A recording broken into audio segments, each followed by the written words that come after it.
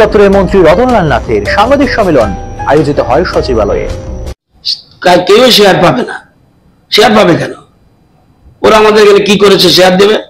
ওরা আমাদের সাথে চুক্তি করেছে, বিদ্যুৎ নাই তাদের দেশে, একমাত্র নর্থ ইস্টে আমরা বিদ্যুৎ দিই, আর কেউ দেয় না, কোন স্টেট দেয় না। আমাদের প্রতিবেশী রাষ্ট্র, পাশের বাড়ির লোকটা ভালো থাকলে আমি ভালো থাকবো, পাশের বাড়ির লোকটা খারাপ থাকলে আমিও খারাপ থাকবো। এই জন্য আমাদের নীতিটাই এরকম। এই জন্য করোনার সময় আমার দেশের প্রধানমন্ত্রী 150-এর বেশি দেশকে করোনা ভ্যাকসিন দিয়ে সাহায্য করেছে। তো শেয়ার পাওয়ার কোনো বিষয় নয়। কিভাবে শেয়ার পাবে?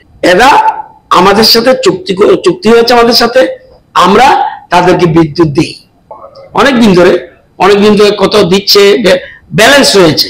বাকি যেটা বলতে পারেন আপনি, যেমন দোকানে বাকি খান, যদি খান ওই যেরকম বাকি থাকে এরকম, বকেয়া, পার্টিকুলার কোনো এরিয়ার জন্য নয়, এটা বকেয়া। মানুষের দোকানে যেমন বাকি রাখে, সেরকম বাকি খেলে কিছু রেখে আছে, ভাই পরে দেব, এরকম আর কি। আর বিদ্যুতের টাকাটা আমরা ডাইরেক্ট আমাদের কাছে আসে না, এটা এজেন্সি আছে দিল্লির, তাদের মাধ্যমে তাদেরকে মাঝে দেয়, তাদের থেকে আমরা পাই। গোমতী হাইড্রো ইলেকট্রিক প্রজেক্ট, এটা সম্বন্ধে আপনাদের ধারণা আছে কিনা আমি জানি না। রিজার্ভারের ধারণ ক্ষমতা 94 মিটার পর্যন্ত ধারণ ক্ষমতা। এটা যখনই অতিক্রম করবে অটোমেটিক্যালি জল বেরোবে। আমি ইচ্ছা করলেও আটকাতে পারবো না, ইচ্ছা করলেও বন্ধ করতে পারবো না, ইচ্ছা করলেও আটকাতে পারবো না, ইচ্ছা করলেও বন্ধ করতে পারবো না। যখন 94-এর নিচে যাবে অটোমেটিক্যালি আবার এটা গেট বন্ধ হয়ে যাবে। নর্মাল কোর্স, এটা সিস্টেম অনুযায়ী। এখানে গেট ছাড়া বা খোলা কোনো পথ নেই। কেউ মনে করতে পারেন গেট খোলা যায় কিনা, খুলতে পারবেন না। আপনার জল কমলে আপনারা যাবেন, দেখে আসবেন। তো এটা নিয়ে একটু আমাদের পার্শ্ববর্তী দেশের তারা মিসআন্ডারস্ট্যান্ড করেছে, ভুল বুঝেছে, কোন নিউজ আইটেম বোধ দেখেছে তারা, সেই জন্য এরকম করেছে। এই জন্য সবাইকে বলবো, সতর্ক হয়ে সংবাদ পরিবেশন করা উচিত। পরবর্তী সময় ওরা বলছে তাহলে তো আগে সতর্কীকরণ করা উচিত ছিল।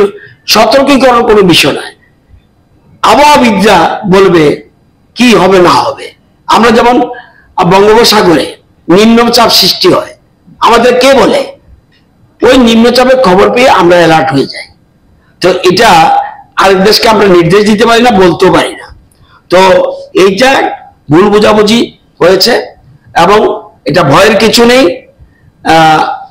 যদি এরকম বাঁধ কেটে দিতে হতো তাহলে সবচেয়ে বেশি ক্ষতি হতো ইন্ডিয়ার লোকের, এটা বুঝতে হবে। তো এটা ভুল ব্যাখ্যা। এমন কোনো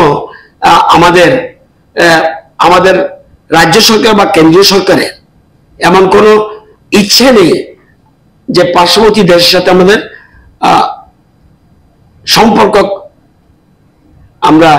সম্পর্কতে একটু হলো ব্যাঘাত ঘটুক, এরকম আমরা চাই না।